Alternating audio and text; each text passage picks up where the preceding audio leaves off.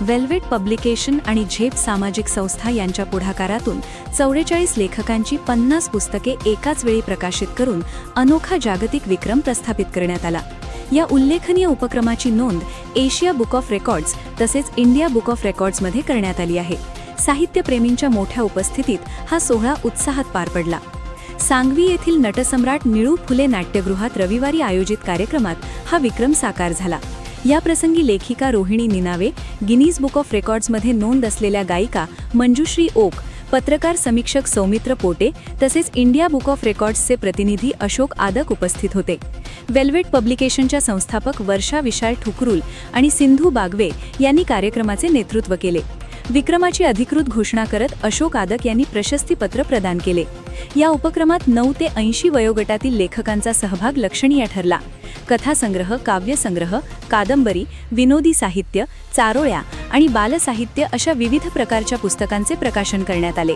प्रास्ताविकात वर्षा ठुकरुल यांनी सांगितले की नवोदित लेखकांना व्यासपीठ मिळावे यासाठी वेल्वेट पब्लिकेशन कार्यरत असून ना नफा ना तोटा या तत्वावर प्रकाशन केले जाते।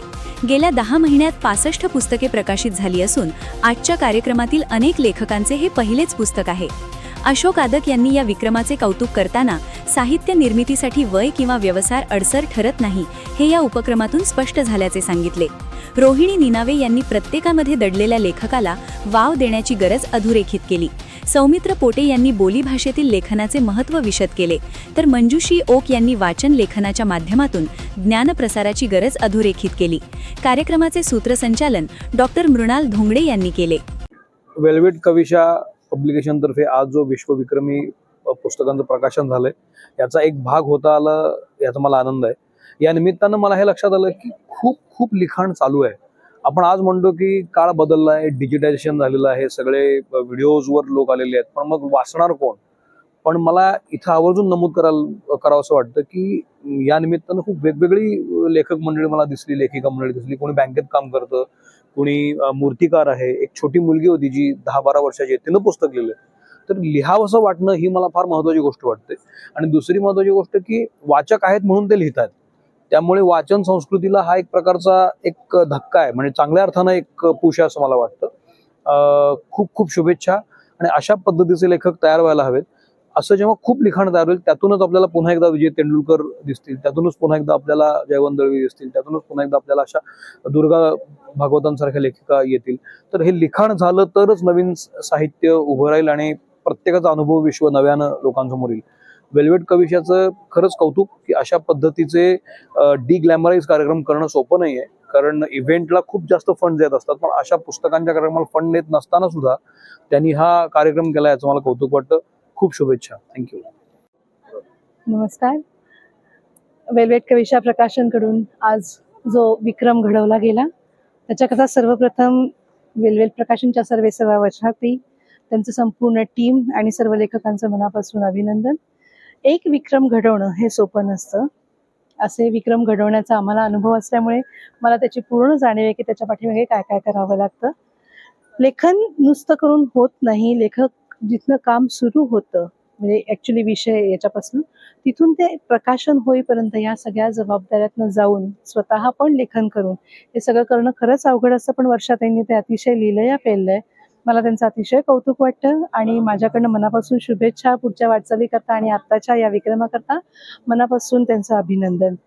मुळात सध्या जे म्हणतोय आपण की खूप डिजिटलायझेशन आहे, पण मला असं वाटत नाही, कारण वाचक अजूनही आहेत आणि बुक फेअर सारखं पुण्यामध्ये जे गेले 2-4 वर्ष मोठा महोत्सव चाललेला असतो त्याची जर एक लोकांची मिळालेली पावती जर त्याच्यावरची बघितली तर त्याला खरंच अजूनही मरण नाही आणि हे आपली धरोहर आहे, हे टिकवणं आपलं काम आहे। आणि एक पुस्तक आणि एक आपण असलो की आणखीन काही लागत नाही, तो तुमचा सखा असतो, मित्र असतो, ज्ञान देणारा गुरु असतो, वेळप्रसंगी मनोरंजनही करतो। तर या सगळ्या वेगवेगळ्या भावनांमधनं आपण त्याच्याकडे बघू शकतो, वेगवेगळ्या भूमिकांमधनं वावरणारं हे पुस्तक प्रत्येकाच्या घरी असावं आणि प्रत्येकाने ते वाचावं। चांगली माणसं चांगली पुस्तकं वाचल्याशिवाय कळत नाहीत म्हणतात। सगळ्या वाचकांनाही एक मनापासून मी आभार मानते की वाचक आहेत म्हणून ही पुस्तकं घडतायत आणि लहान मुलीपासून ते मोठ्या मोठ्या वयाच्या माणसांपर्यंत वेगवेगळ्या क्षेत्रात काम करणारी मंडळी लेखन करतात, याचं मनापासून कौतुक आहे. आणि अशीच भारताची लेखन कला समृद्ध व्हावी आणि आपलं ज्ञान जगभरात पोचावं, एवढीच मनापासून इच्छा आहे. आणि या इच्छेला पाठबळ देणारे अनेक जण आहेत, प्रकाशन करणारेही वर्षाताईंसारखे लोक आहेत, त्यांनाही शुभेच्छा. वन्स अगेन विक्रमाबद्दल मनापासून अभिनंदन. थँक्यू. नमस्कार, मी रोहिणी निनावे, लेखिका. आज हा एक कार्यक्रम संपन्न झाला इथे. वेल्वेट कविशा यांनी 50 पुस्तकांचं एकत्र प्रकाशन केलं आहे. एका पुस्तकाचं प्रकाशन जरी करायचं असेल तर त्यासाठी किती कष्ट घ्यावे लागतात हे मला माहीत आहे, कारण माझी पण 1-2 पुस्तकं प्रकाशित झाली आहेत. आणि एवढे 50 पुस्तकांचं प्रकाशन करायचं याचं शिवधनुष्य त्यांनी पेललेलं आहे. इतकं सोपं नाही. वेगवेगळ्या विषयांवरची पुस्तकं आहेत. आम्ही पाहिलं कथा, कविता, कादंबऱ्या, एक लहानशी मुलगी आहे तिचं पण पुस्तक आहे. तर मला असं वाटतं की आजच्या काळामध्ये जेव्हा लेखनाबद्दल आणि वाचनाबद्दल कमी गोडी आहे दिसते समाजामध्ये, त्यावेळेला अशा तऱ्हेचा उपक्रम करणं हे खूप कौतुकाचं आणि खूप गरजेचं आहे, जे वेल्वेट कविशा यांनी केलेलं आहे. आणि मला असं वाटतं की या उपक्रमामुळे नवीन जे लेखक आहेत होतकरू, त्यांना सुद्धा खूप प्रोत्साहन मिळेल, त्यांना उत्सुकता वाटेल, त्यांना लिहावंसं वाटेल.